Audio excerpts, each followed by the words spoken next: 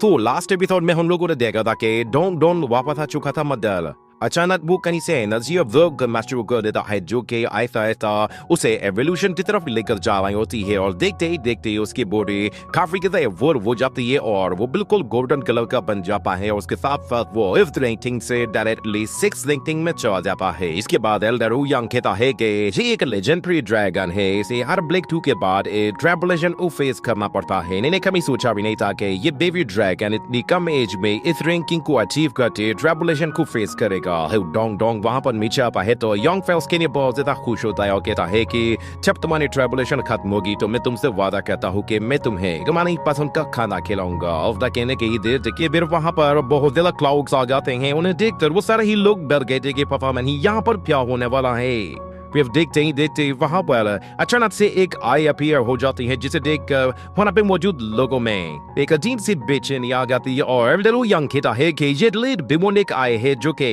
देख अबेस से आ रही है। मदर जेंशी कहती है कि ब्रदर क्या ये एनर्जी यहाँ पर इफ ड्रैगन के लिए आई है। एल्डर वू यांग उसे बताता है कि हाँ ऐसा ही है।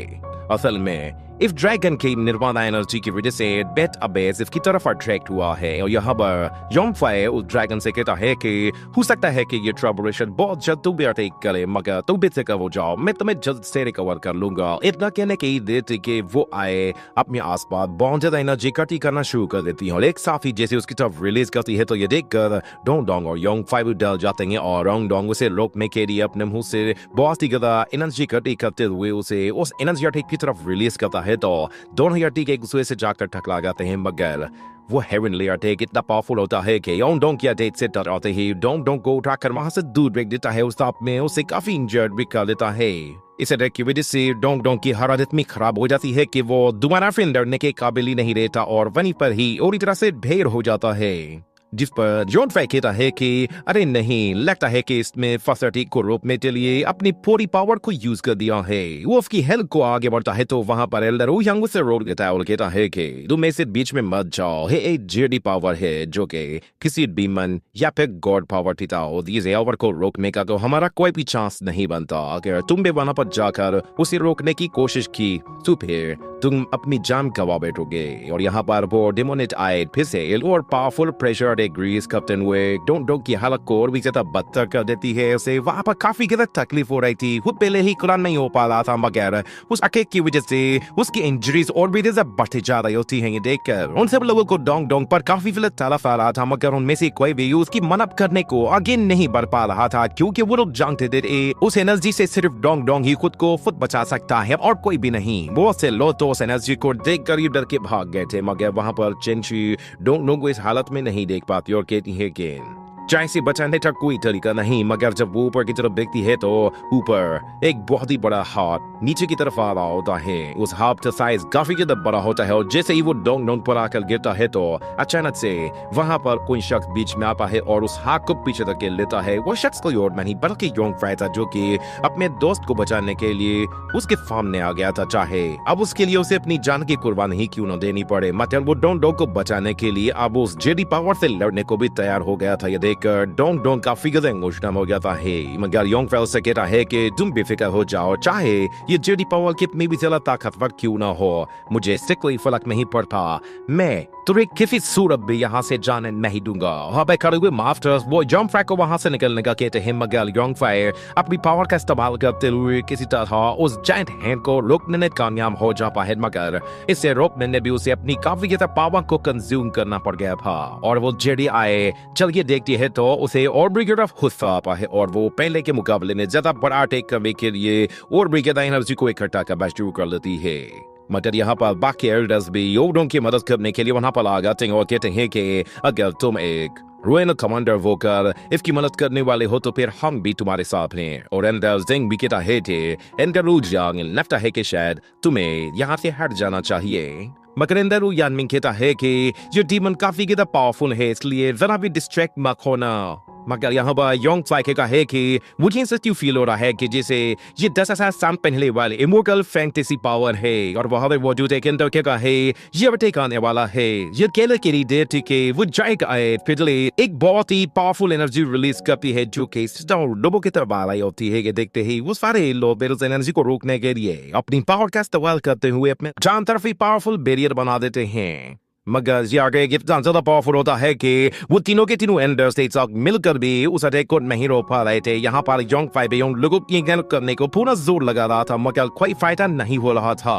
देखते ही देखते वो तीनों के तीनों एंडर्स एनर्जी अटैक से टकराते ही वहां से दूर जा गिरते हैं और फिर सारा का सारा प्रेशर अब योंग फाई के ऊपर आ गया है जिसकी वजह से उसे अब अपना पूरा जोर लगाना पड़ रहा था और साथ में उसके मुंह से खून भी निकल रहा था। ये देखकर वो ड्रैगन समझ जाता है कि योंग फाई अब अपनी लिमिट तक पहुंच गया है, इससे आगे वो उसके लिए कुछ नहीं कर पाएगा। मगर योंग फाई कहता है कि तुम्हें बचाने के लिए मुझे चाहे कुछ भी करना पड़े मैं जरूर करूंगा। ये कहने के बाद वो दोबारा से अपनी एविल पावर को यूज करना शुरू करता है जिससे उसकी बॉडी में थोड़ी सी और पावर आ जाती है। योंग भी ये देखकर हिला मच जाता है कि योंग फाई उसके लिए अपनी जान को दांव पे लगा रहा है मगर अचानक से वहां पर जेंट रुई भी अपीयर हो जाती है और योंग फाई को याद आता है कि जेंट रुई के अंदर ऐसी पावर है कि वो कितनी भी पावरफुल एनर्जी क्यों ना हो उसे अपने अंदर ऑब्जर्व कर लेती है।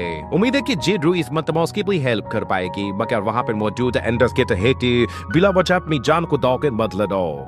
मगर यहाँ पर योंग फाई हटने वाला नहीं था, वो उस एनर्जी के फाउंट में दीवार बनकर खड़ा हो गया था। उसे याद आता है कि डोंग डोंग ने उसके लिए क्या कुछ नहीं किया, उसने यहाँ तक कि अपनी जान को दांव पर लगाकर उसे कई मरतबा बचाया भी है। वो डोंग डोंग से कहता है कि मैं अगर मर गया तो मैं तुम्हें बहुत याद करूंगा। ये कहने के साथ ही हमें बिगाड़ पाते। योंग फाई उस एनर्जी प्रेशर की वजह से वहां से जैसे ही पीछे गिरने वाला हो जाए तो वहां पर डोंग डोंग आगे बढ़ जाता है और उसकी आंखों से आंसू बह रहे थे। वो योंग फाई को पीछे छोड़कर आगे की तरफ जाते हुए इस एनर्जी से जाकर जोर से टकरा जाता है जिसके बाद का हमें सीन दिखाया गया है। डोंग डोंग वहां पर जमीन पर चिदनती बुरी हालत पे पड़ा हुआ होता है। ये देखते ही योंग फाई भागते हुए बेर डोंग डोंग की तरफ जाता है। वहां पर डोंग डोंग बिल्कुल बेहोशी की हालत में होता है और बहुत ज्यादा खून भी दे गया था जिसकी वजह से डोंग फाई को लगा कि शायद अब ये मर चुका होगा। उसी फौरन से डोंग डोंग की मेमोरी याद आने लगती है जब वो उसके साथ ट्रेवल किया करता था तो वो उसके साथ बहुत सारा मजाक नफ्ती करता था। उसके साथ उसे हर काम में आसानी हो जाती थी। वो उसे अपने दोस्त की तरह ट्रीट किया करता जैसे कि वो उसका कोई ह्यूमन फ्रेंड हो। उसने डोंग डोंग को कभी भी किसी ड्रैगन की तरह ट्रीटमेंट नहीं किया जैसे कि बाकी लोग करते हैं। यहाँ पर डोंग डोंग हर किसी मुंह से आवाज निकालता है और योंग फाई का नाम पुकारता है। योंग फाई उसके बिल्कुल बराबर नहीं बैठा था। वो कहता है कि डोंग तुम घबराओ मत, मैं तुम्हारे लिए कोई ना कोई अच्छा सा इलाज ढूंढ लूंगा जिसके साथ मैं तुम्हें जल्दी हील कर दूंगा और मैं तुमसे वादा करता हूँ कि मैं तुम्हें चिकन रोस्ट भी खिलाऊंगा जिसका मैंने तुमसे वादा किया था। तो फिर डोंग डोंग हल्की सी आवाज में कहता है कि तुमने वादा किया था अपना वादा जरूर निभाना, मैं तुमसे ये ट्रीट हर हाल में लूंगा। अगर यहाँ पर वो डेमोनेट आए अचानक से डिसअपियर हो जाती है और दूसरी तरफ वो सारे ही लोग वहाँ पर योंग फाई और डोंग डोंग को इस हाल में देखकर काफी उदास हो जाते हैं। जिस डोंग फेंग उसकी मदद करने को आगे जाती है तो वहाँ पर सीना लान फेंग उसे रोक देता है और कहता है उसे थोड़ा सा टाइम स्पेंड करने दो। और यहाँ पर योंग फाई और चेनशी दोनों ही डोंग डोंग के साथ न सिर्फ मिलाकर रो रहे होते हैं। इतने में डोंग डोंग की एनर्जी वो चेनशी की एनर्जी के साथ मैच होना शुरू होती है और देखते ही बीते वो उसकी पूरी बॉडी ही एनर्जी फॉर्म में कन्वर्ट होना शुरू हो जाती है जिस पर चेनशी और योंग फाई और यहाँ पे मौजूद जितने भी लोग थे वो सारे ही चौंक जाते हैं कि आखिर यहाँ पे हो क्या रहा है। उन लोगों को कोई आइडिया नहीं का कि डोंग डोंग अब क्या करना चाहता है। मगर देखते ही देखते डोंग डोंग फुटता से एक एनर्जी बॉल में कन्वर्ट हो जाता है और वो एनर्जी बॉल यहाँ वहाँ घूम कर हुए सीधा चेनशी की बॉडी में चली जाती है और हमें दिखाया गया है कि उसके हाथ में एक ड्रैगन मार्क दिया जाता है।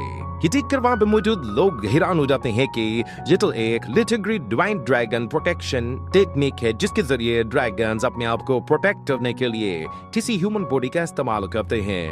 और एल्डर यानमिंग कहता है कि इस ड्रैगन की सोल जिस दिन पूरी तरह से ठीक हो जाएगी वो खुद ब खुद इस लड़की की बॉडी से बाहर आ जाएगा।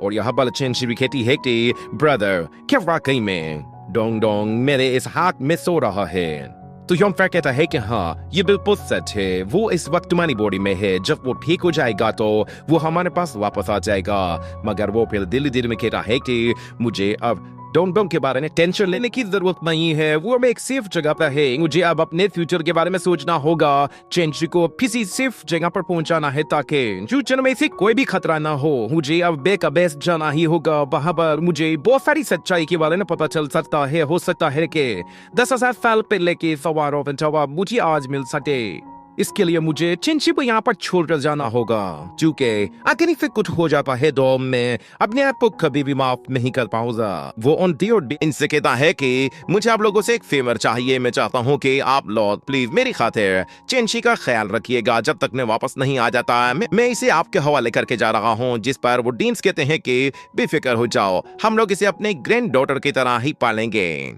इतने में फिर वहां पर एक डिसाइपल आता है और वो आते साथ ही डीन से कहता है कि मास्टर्स अपीयर हो गए हैं, आप लोग प्लीज जल्दी आइए। और फिर अगले सीन में हमें दिखाया जाता है कि शेनलान एकेडमी में सारे ही लोग वहां पर अब कुछ मास्टर्स का इंतजार कर रहे थे जो कि वहां पर आने वाले थे। देखते ही देखते उन लोगों को वहां पर कुछ अजीब तरह की एनर्जी दिखाई देती है जो कि ऐसा लग रहा था कि किसी को वहां पर बाहर ले आने वाली है। और देखते ही देखते वहां पर अचानक एक मैजिकल एनर्जी अपीयर होती है जिससे एक लड़की बाहर निकल आती है। उस लड़की के हाथ में एक मैजिकल रेलिक भी होता है। उसे देखकर सीनियर डोंग फेंग काफी खुश होती है और वो कहती है कि इसके मैजिक स्किल सच में बहुत ही लाजवाब होंगे। इसका नाम एलेजर है और फैंटम मैजिक सेक की स्टूडेंट है। वो वहां पर आते ही तीनों ही डीन्स के सामने अपना इंट्रोडक्शन करवाते हुए उन लोगों के आगे झुक जाती है और योंग फाई उस पर काफी हैरान होता है कि इतनी यंग एज में ये 4th लेवल की मैजिशियन है। मगर फिर वहां पर एक तेज हवा का झोंका आता है और हमें दिखाया जाता है कि एक बहुत ही बड़ा ड्रैगन उन लोगों के ऊपर से होते हुए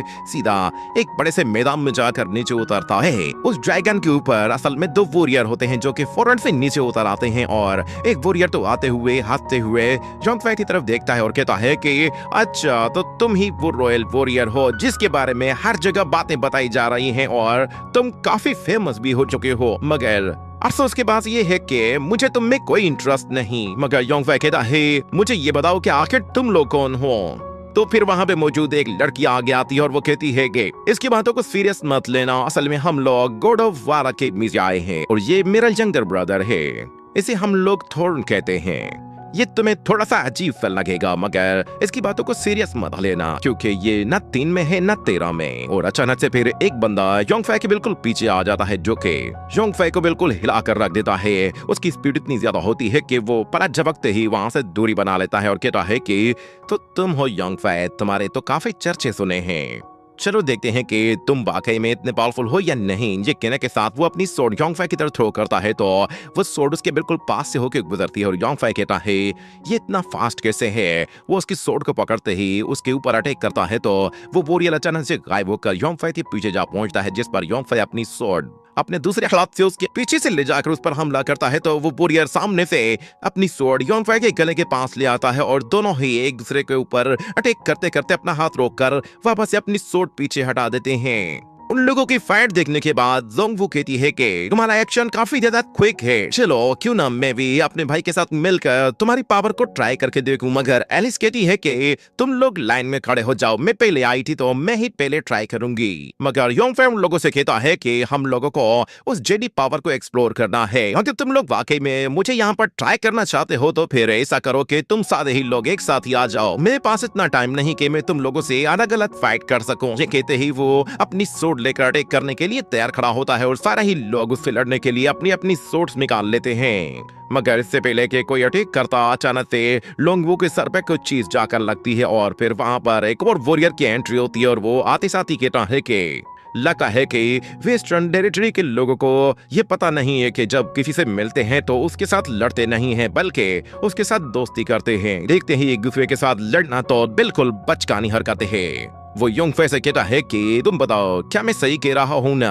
उसे वहां पर देखकर वहां पे मौजूद लड़कियां उसके दीवानी हो जाती हैं और कहती हैं कि ये तो ब्रदर क्यान लोंग है, ये कितना हैंडसम है। तो फिर वहां पर क्यान लोंग फौरन से नीचे उतर आता है और हमें पता चलता है कि क्यान लोंग असल में लोंग वू का भाई है और वो उसे कहता है कि तुमसे मिले हुए काफी टाइम हो गया है और इस टाइम में तो तुम काफी बड़ी हो चुकी हो। और यहाँ पर योंग फाई उसकी वही जो कि उसने नीचे फेंकी थी वो उसे वापस कर देता है और उससे योंग फाई को कुछ अजीब सी ब्रीथ फील हो रही होती है, जिस पर योंग फाई कहता है कि इसकी ब्रीथ से ऐसा फील हो रहा है कि जैसे मैंने अपनी प्रीवियस लाइफ में एक टाउरेन को फील किया था। आखिर उस प्रीवियस टाओरेन का इसके साथ क्या रिलेशन है। और यहाँ पर क्या लॉन्ग वो योंगफे से कहता है कि ब्रदर, क्या तुम ये सोच रहे हो कि तुम मुझे हरा सकते हो? क्योंकि मैंने तुम्हारे बारे में सुना है कि तुमने ईस्टर्न डोंगचू किंगडम की मदद की थी, जिसके बाद से उन्होंने तुम्हें गोल्डन आर्मर वॉरियर बना दिया है। वैसे भी हमारी लॉन्ग फैमिली की तुम्हारे साथ कोई भी दुश्मनी नहीं है, इसलिए हम लोग अच्छे दोस्त बन सकते हैं। मगर फिर वहाँ पर अचानक मेंगलियार भी पहुंच जाती है और वो कहती है कि क्या कहा तुमने?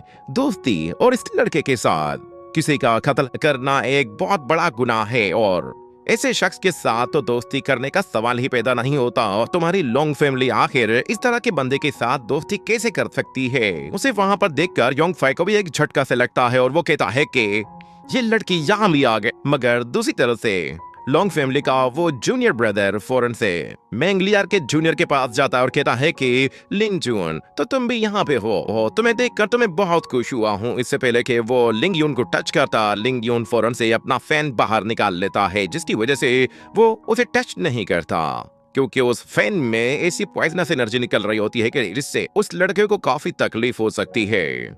और यहाँ पर योंगफे वो मेंगलियार से कह रहा होता है कि तुमने जरूर कोई ना कोई गलत फहमी पाल रखी है। मैं तुमसे यहाँ पर कुछ पूछने के लिए आया हूँ। मगर मेंगलियार यहाँ पर जैसे ही अपनी आंखें खोलती है तो योंगफे को अचानक से फिर वही मेमोरी याद आती है जिसमें उसने मेंगलियार की आइज देखी थी।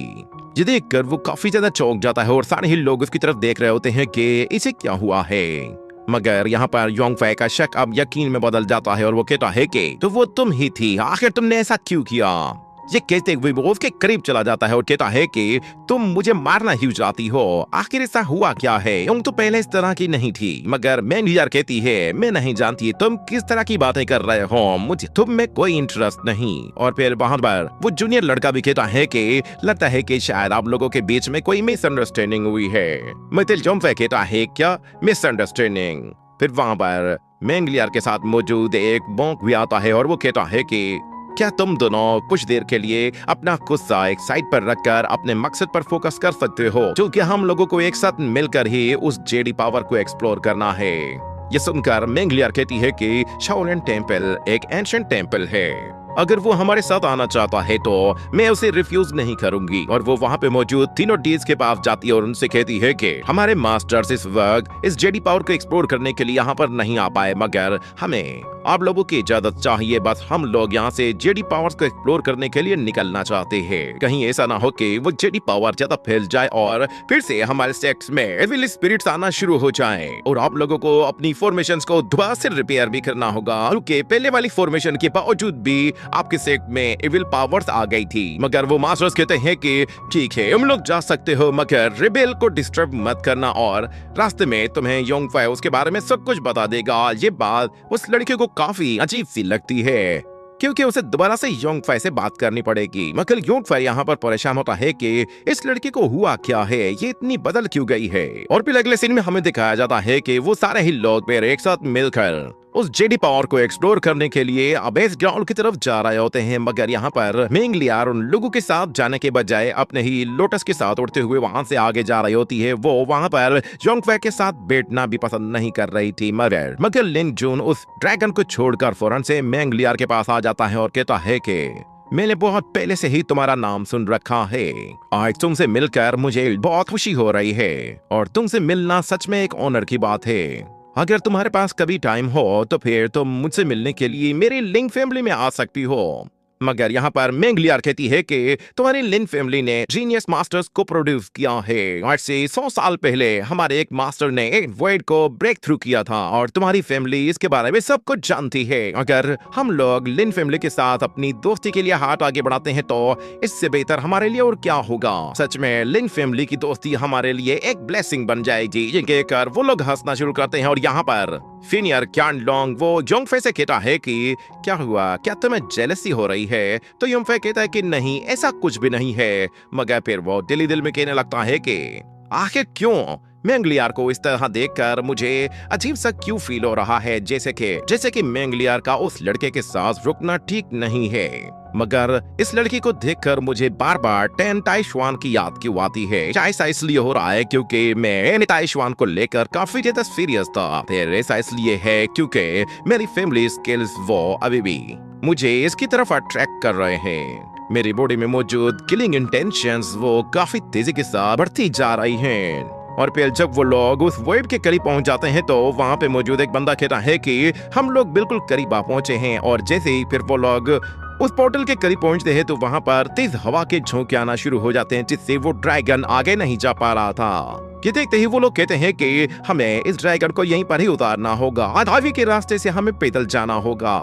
जैसे ही वो लोग फिर वहां पर उस ड्रैगन को एक जगह नीचे उतारते हैं और आगे बढ़ने लगते हैं तो वहां पे मौजूद एक सीनियर को एक छोटी सी हड्डी दिखाई देती है। उसे देखकर वो लोग थोड़ा सा डर गए थे। उन्हें पता चल जाता है कि आगे जरूर खतरा है। वो सब के सब लोग फिर योंगफाई की तरफ देख रहे होते हैं, जिस पर योंगफाई कहता है कि तुम लोग मेरी तरफ इतने अजीब नजरों से क्यों देख रहे हो? मैं भी तुम्हारी तरह पहली मर्तबा यहाँ पर आया हूँ। मगर मेंगलियार कहती है कि हम लोग यहाँ पर अलग अलग सेक्ट से इंक्वायरी करने के लिए आए हैं, ताकि हमें यहाँ पे मौजूद सिचुएशन के बारे में पता चल सके। हमें अगर इन्वेस्टिगेशन अच्छी तरह से करनी है तो हमें दो दो लोगों के ग्रुप बनाने होंगे, ताकि हम लोग एक दूसरे को खतरों से बचा भी सके और अच्छी तरह एक्सप्लोर भी कर सके। अगर आगे वाले लोगों को कुछ भी हो जाता है तो पीछे वाले लोग फौरन से पीछे हट जाना और खतरे के बारे में जाकर सेक्ट को बता देना।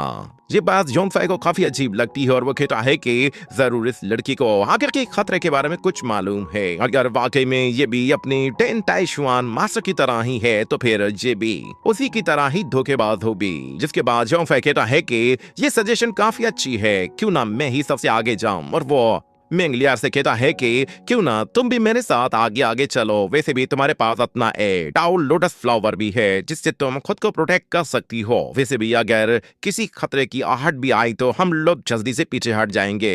ये बात सुनकर मेंगलियार को थोड़ा सा अजीब सा फील होता है। उसे लगा कि शायद यहाँ पर योंगफाई वही चालाकी कर रहा है। वो सब लोगों से कहती है कि ठीक है तो फिर ऐसा ही करते हैं। मगर वो लोग कहते हैं कि नहीं, ड्रीम फेरी को आगे नहीं जाना चाहिए। अगर यहाँ पे कोई हमला कर देता है तो फिर यहाँ पर सिर्फ ये लड़की ही है जो कि सबसे पहले सेक्ट तक मैसेज पहुंचा सकती है। इसलिए हम लोगों को ग्रुप बनाकर ही आगे बढ़ना चाहिए। अगर ब्रदर क्यान कहता है कि तुम लोग आपस में लड़ना बंद करो, मैं वैसे भी ब्रदर योंगफाई के साथ ही आगे जाना चाहता हूँ। मगर वहां पे मौजूद एलिस उन लोगों से कहती है कि अगर हम लोग एक साथ ग्रुप बनाएंगे तो हो सकता है कि इस तरह हमारे सेक्ट की बेइज्जती हो। पर यहाँ पर बात हमारी जिंदगी की है तो फिर मैं पहले ही फर्स्ट ग्रुप में रहना चाहूंगी और मैं भी सब लोगों को लीड करना चाहती हूँ। फिर वहाँ पे मौजूद लुंग फैमिली का वो थर्ड जूनियर वो कहता है कि ब्रदर लिंग जून, क्यों ना मैं तुम्हारे साथ चलूं, प्लीज मुझे भी अपने ग्रुप में शामिल कर दो। मगर मेंगलिया कहती है कि मैं योंगफाई के साथ आगे जाऊंगी और बाकी सारे लोग हमारे पीछे आओ। अगर हम लोगों पर कोई भी हमला होता है तो मुझे पूरा यकीन है कि तुम लोग वहाँ पर चुपचाप खड़े नहीं रहोगे। ये बात लिंग जून मान जाता है और कहता है कि आप बिल्कुल सही कह रही हैं। इतना कहने के बाद फिर योंगफाई और मेंगलियार दोनों ही आगे आगे जाते हैं और बाकी सारे लोग पीछे पीछे लीदा उस जेडी पावर को एक्सप्लोर करने निकल जाते हैं। मगर एक जगह योंगफाई वो उस लड़की से कहता है कि ड्रीम फेरी अब बताओ, क्या तुम मुझे यहाँ पर लाकर मारना चाहती हो? मगर वो लड़की कहती है कि मेरी बॉडी में मौजूद कर्मा वो मुझ पर हावी हो रहा है, मैं खुद से लड़ रही हूँ, इसलिए मुझे इस वक्त तुम्हें कोई भी रीजन देने की जरूरत नहीं है। बस मैं उम्मीद करती हूँ कि नेक्स्ट टाइम जब मैं तुम पर हमला करूँ तो नेक्स्ट टाइम तुम मेरी स्वॉर्ड के सामने बिल्कुल भी मत आना। मगर योंगफाई कहता है कि ये लड़की अब भी बहाने कर रही है। मगर वहां पर लिंग जून को एक स्टोन दिखाई देता है जिस पर कुछ लिखा हुआ था। जैसे ही वो हैरान हो जाता है और कहता है कि इसका मतलब है कि वो आप भी यहीं पर ही है। उसे वहां पर देखते ही वो लोग जैसे वहां से भागने की कोशिश करते हैं तो सबसे पहले मेंगलियार अपने लोटस के जरिए भागती है, मगर वो भी वहीं पे ही फंस जाती है और देखते ही देखते होटल के अंदर से आने वाली एनर्जी उन सब लोगों को पकड़कर अपने अंदर खींच लेती है। एक ऐसा आधी एपिसोड यहीं पे ही एंड हो जाता है।